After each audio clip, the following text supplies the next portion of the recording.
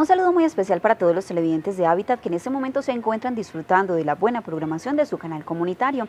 Les damos la bienvenida a este espacio de educación y de sensibilización frente a la naturaleza y al medio que nos rodea. En el programa del día de hoy vamos a tener un tema muy especial. Vamos a ver y hablar sobre los paisajes. Conoceremos que no solo existe el paisaje natural, también vamos a ver que se ha estudiado durante el siglo XX paisajes como lo son el industrial y el urbano. De esto vamos a aprender el día de hoy porque es muy importante que cuando realicemos cualquier recorrido a otro lugar donde no conocemos, pues tengamos presente que no solo existe el paisaje natural, también hay otros que vamos a aprender a continuación. Demos inicio entonces al programa con la primera sección de Enlace Ambiental.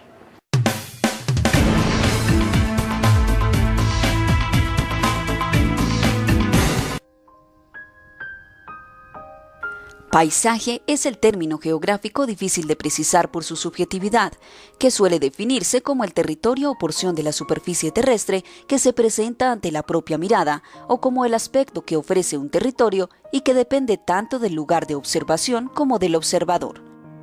Todo lo que una persona observa cuando mira a su alrededor forma parte del paisaje. Para dar una definición más objetiva del paisaje, hay que recurrir al análisis de aquellos elementos que lo constituyen. Es decir, se puede decir que es el resultado de la interacción del clima, las aguas, el relieve, la vegetación, la fauna, el suelo y las personas fundamentalmente. Clasificando todos estos elementos, se comprueba que el paisaje está formado por unos componentes físicos y biológicos que constituyen el medio natural y por otros de origen humano.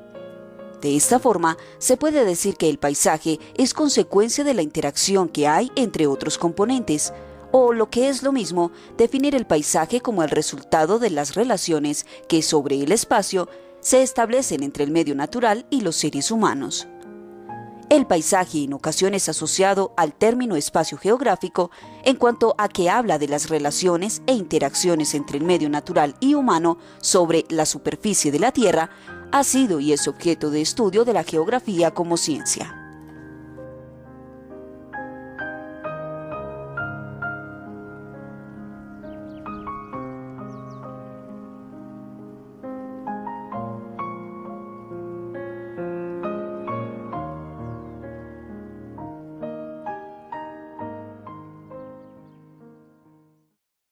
Y el estudio del paisaje evolucionó gracias a la nueva sociedad del siglo XX. Se conocen entonces estudios acerca del tipo de civilización, o sea, de la parte urbana, y también se conocen estudios relacionados con la industria. Vamos a ver cada uno de ellos.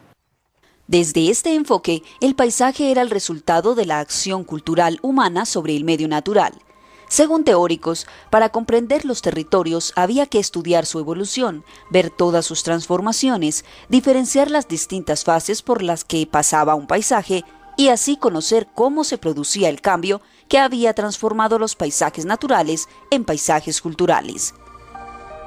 Ya en las décadas de 1960 y 1970 en Francia, autores como Pierre Jox apuntaron a la diferenciación entre el paisaje natural, conocido y explorado, pero sin organizar y con densidades de población bajas.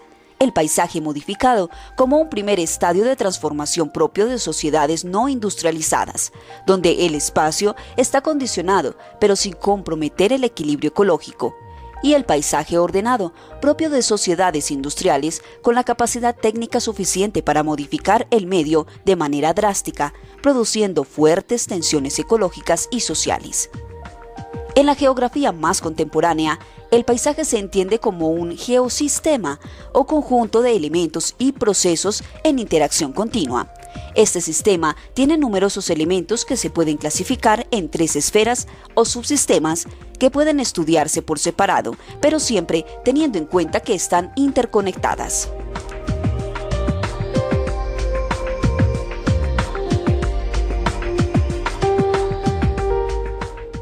Y para describir el paisaje terrestre utilizamos el término paisajes geográficos. En ellos podemos encontrar no solo el paisaje natural, también el cultural, es decir, aquel que ha sido modificado por el hombre.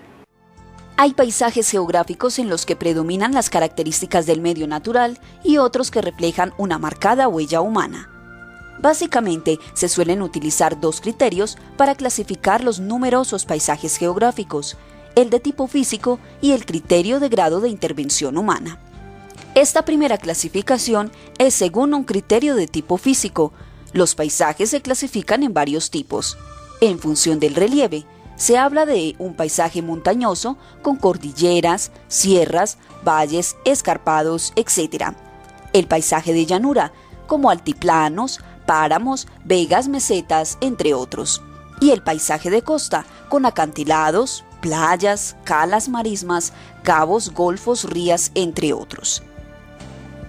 En función del clima y la vegetación, se pueden distinguir paisajes templados, como el bosque mediterráneo de encinas y alcornoques, el bosque atlántico de robles y hayas, la taiga de coníferas, las praderas y estepas de vegetación herbácea. También paisajes cálidos, donde se destaca la selva pluvisiva o el bosque tropical, la sabana y algunos desiertos tropicales. Y los paisajes fríos, como la tundra de hierba, musgos y líquenes, las tierras heladas de los glaciares, algunos desiertos de zonas templadas y la alta montaña.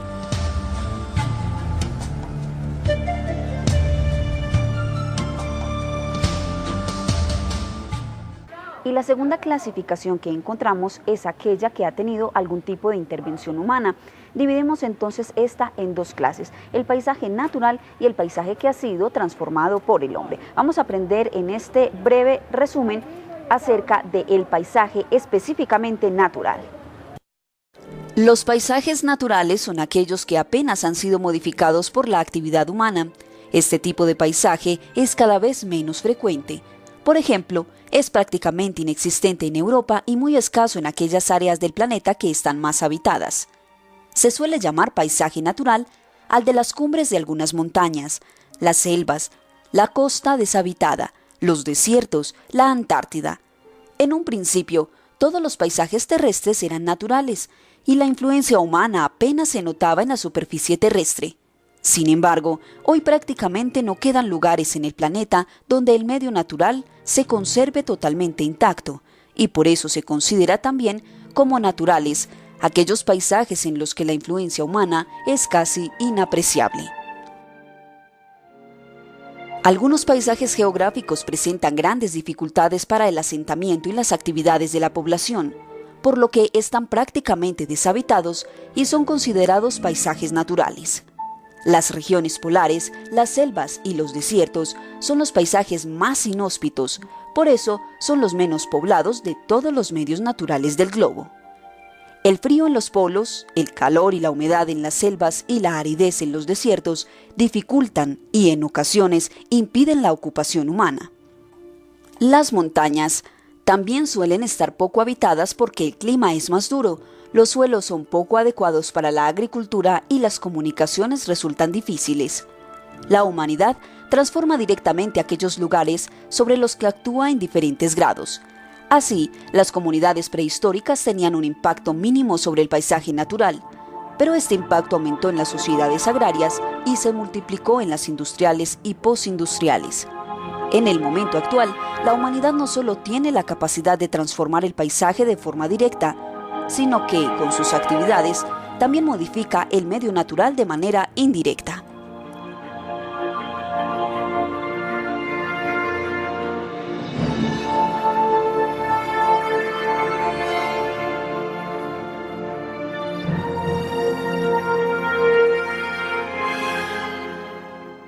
Ya lo decíamos entonces que tenía dos tipos de clasificaciones, el natural y el transformado por el hombre. Veíamos anteriormente el natural, ahora los invitamos a ver cuál ha sido el paisaje que ha tenido una transformación a lo largo de todos estos años por el hombre y que es el que comúnmente conocemos.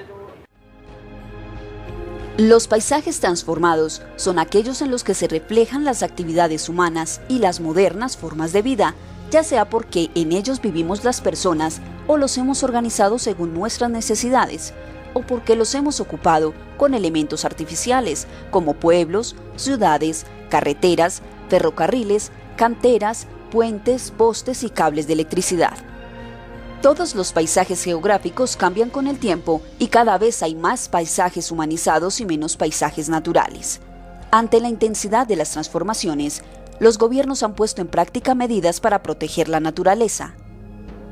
Los paisajes naturales, que se consideran de mayor interés por su fauna, su flora y su relieve, se declaran espacios protegidos, lo que significa que en ellos se controlan y en algunos casos incluso se prohíben numerosas actividades humanas. Asimismo, se protegen determinadas especies amenazadas, tanto vegetales como animales, o que estén en peligro de extinción, como la ballena y el lince ibérico. Los espacios más favorables al ser humano son los más densamente habitados y por ello son los más alterados. Las zonas de clima templado son las más habitadas de la Tierra. Albergan alrededor del 70% de la población mundial, pues las temperaturas moderadas y las precipitaciones relativamente abundantes favorecen el asentamiento humano y las actividades económicas. La mayoría de la población se concentra en áreas situadas por debajo de los 500 metros de altitud y tiende a concentrarse junto a los ríos y cerca de las costas. Se estima que casi un tercio de la población mundial vive a menos de 50 kilómetros del mar.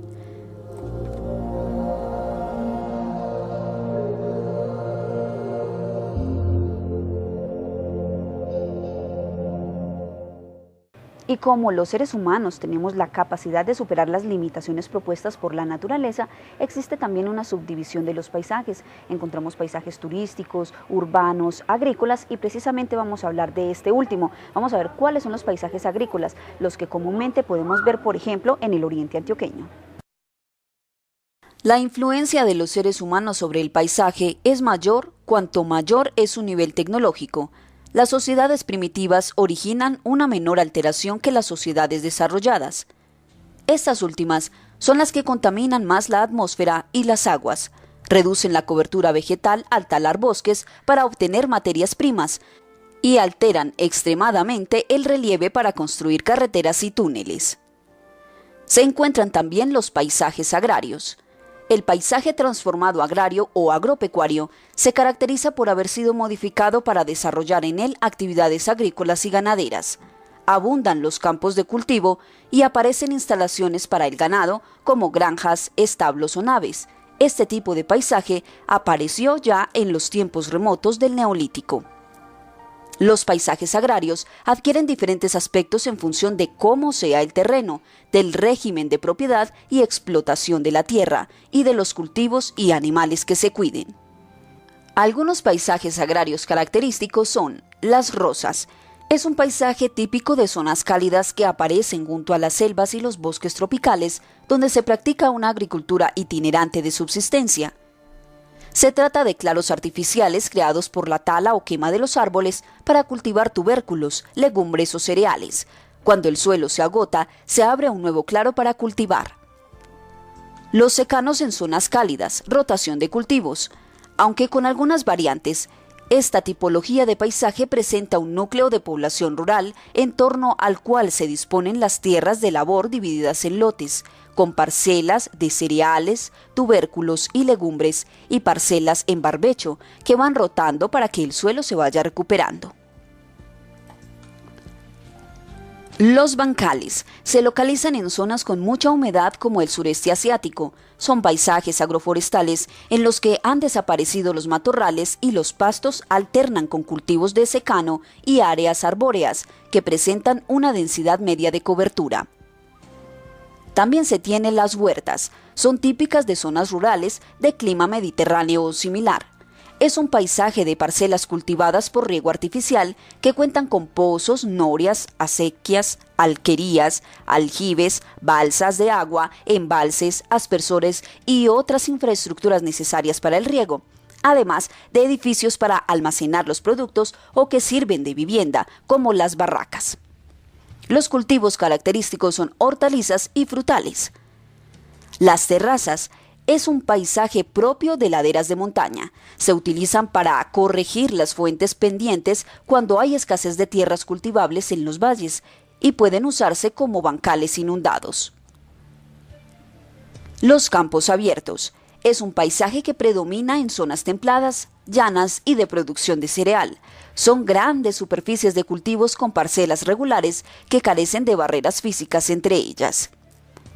Los campos cerrados o cercados Es característico de zonas húmedas, alomadas y de explotaciones agrícolas combinadas con pastizales para el ganado. Aquí las parcelas agrarias pueden tomar un aspecto irregular y están cercadas con muros de piedra o setos. Se tienen también las plantaciones. Son características de los países tropicales. Se trata de enormes extensiones de terreno agrícola donde predomina un único cultivo o dos que se dedican a la explotación. Los ranchos son un tipo de paisaje ganadero definido por la explotación extensiva y los vastos terrenos de pastos en los que se crían fundamentalmente bovinos, ovinos y caña caballar.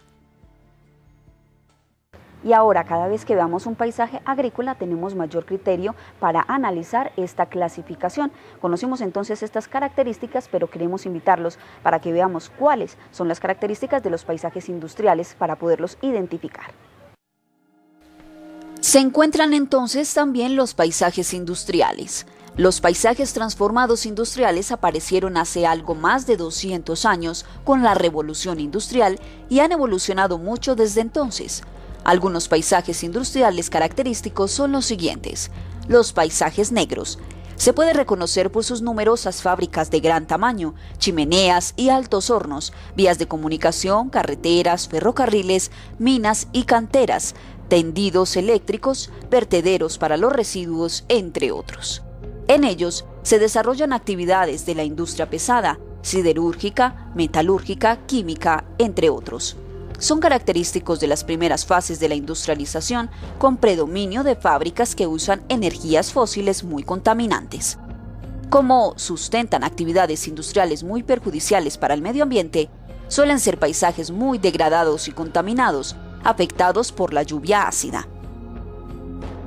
Se tienen también los paisajes portuarios. Los puertos comerciales de grandes ciudades presentan amplios muelles en los que se encuentran buques de mercancías y petróleos, depósitos y almacenes, y algunas fábricas y construcciones características de la industria pesada, como refinerías, astilleros o complejos petroquímicos y siderúrgicos.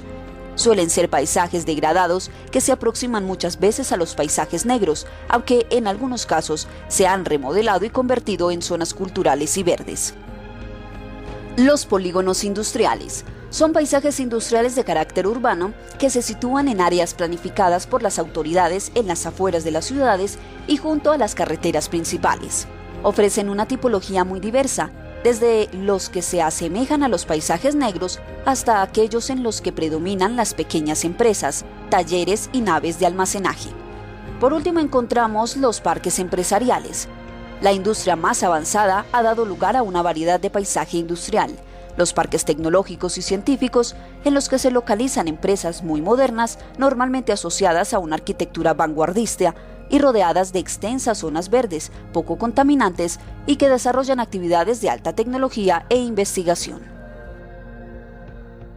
Y para terminar con esta clasificación de los paisajes del programa del día de hoy, queremos llevar a ustedes dos tipos de paisajes que son los que en mayor medida el ser humano ha ido modificando. Son los paisajes urbanos y rurales. Vamos a ver a continuación. El paisaje urbano y rural. El paisaje urbano es aquel que ha sufrido la mayor transformación por parte de los seres humanos. Es un paisaje densamente ocupado por edificios de distintas alturas y calles de variada amplitud, en el que se desarrollan principalmente actividades relacionadas con los sectores económico secundario y de servicios comerciales, financieras, negocios, educativas, sanitarias. El paisaje rural ha sufrido una menor transformación que el urbano. Está caracterizado por las actividades agropecuarias en el uso del suelo. El tipo de poblamiento puede ser disperso, es decir, con edificaciones aisladas entre los campos, o concentrado, en cuyo caso se trata de pequeños núcleos de población como pueblos y aldeas, bordeados de tierras agrícolas y ganaderas. El paisaje rural está mucho más extendido que el urbano por la superficie terrestre. Sin embargo, en los últimos tiempos se está produciendo una auténtica explosión urbana a escala mundial, de forma que las ciudades se están expandiendo y ganando terreno a las áreas rurales que las rodean. Este fenómeno de urbanización, que en Europa se produjo hace décadas, ha comenzado a darse también en países menos desarrollados como Colombia. El paisaje rururbanizado describe los paisajes rurales en proceso de urbanización dada su proximidad a grandes ciudades. En ellos aparecen las edificaciones características del paisaje empresarial y residencial urbano, construcción de bloques plurifamiliares cerrados en altura, viviendas unifamiliares, adosados, pareados, urbanizaciones cerradas, grandes bloques de oficinas, centros comerciales, anchas vías de transporte y modernas redes de comunicaciones. En la sección de utilidades queremos hacer un llamado muy especial a todos los televidentes que están observando el programa del día de hoy sobre los paisajes, y es a la conservación de cada uno de ellos. Ya vimos entonces las clasificaciones, cuáles son los tipos de paisajes existentes, y ahora lo más importante es aprender a cuidarlos y conservarlos. Vamos a ver entonces todo esto en la sección de utilidades.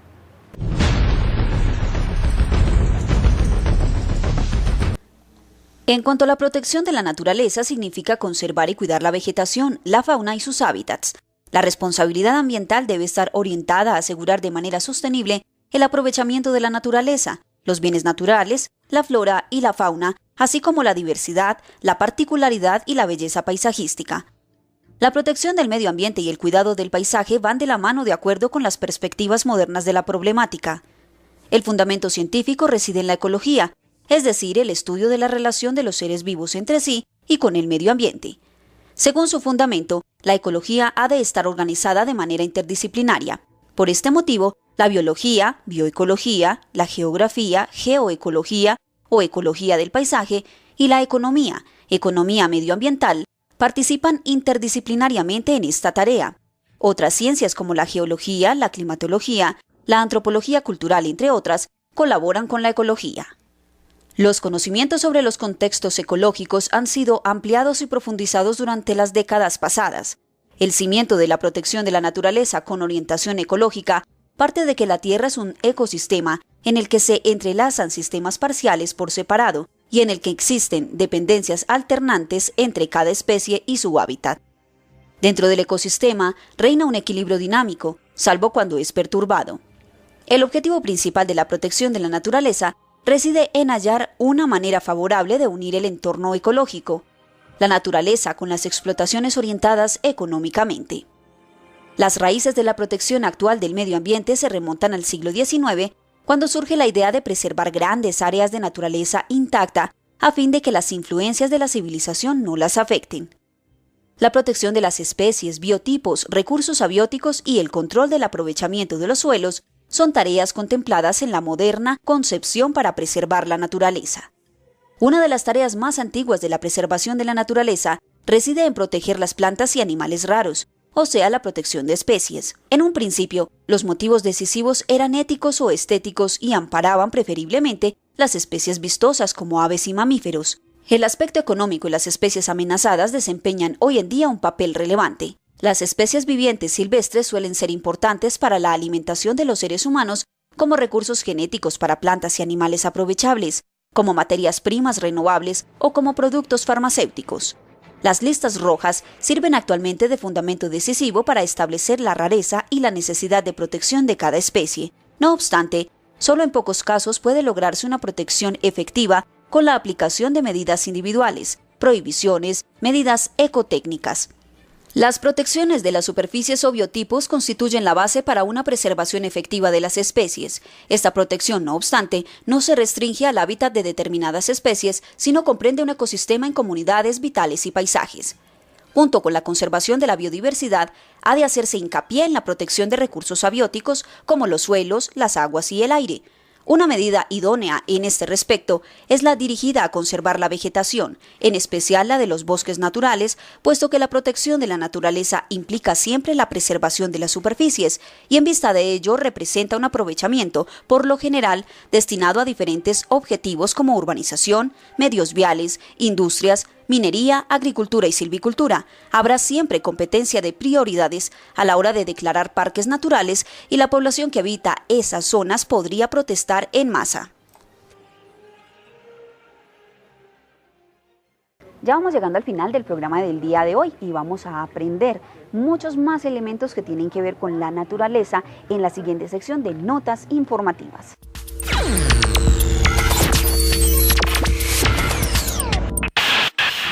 ¿Sabes por qué mueren las abejas cuando pican?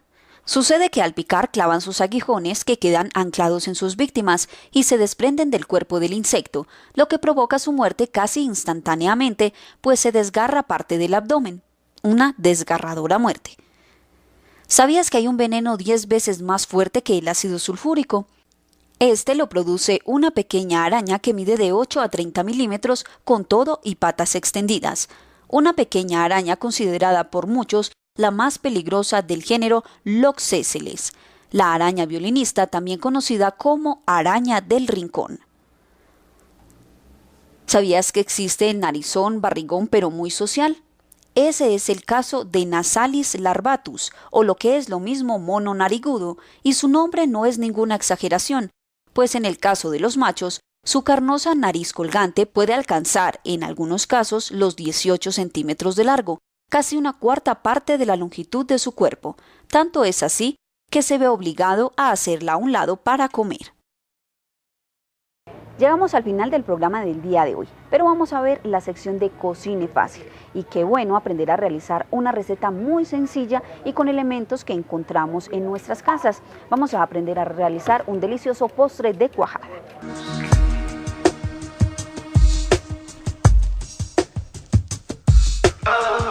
Y en la sección de Cocina Fácil para el día de hoy tenemos un delicioso postre de cuajada.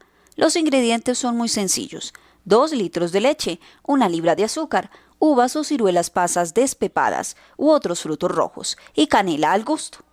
Para la preparación de este postre de cuajada, se cuaja la leche, por supuesto, y sin sacarle el suero, agregamos el azúcar, las ciruelas pasas y la canela.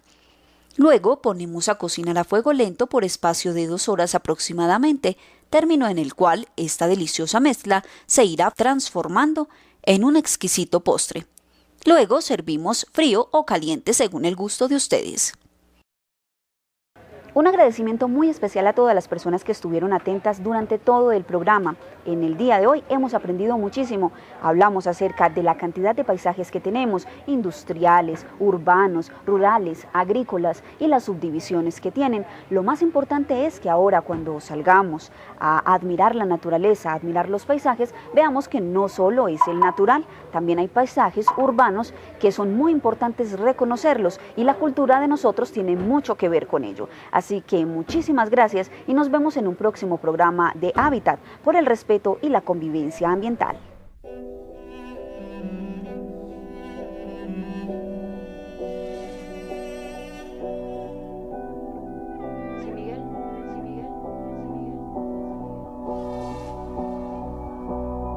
Si tú no vuelves, se secarán todos los mares. Yo esperaré sin ti, tapiada al fondo de algún recuerdo. Si tú no vuelves, mi voluntad se hará pequeña. Me quedaré aquí, junto a mi perro espiando horizontes.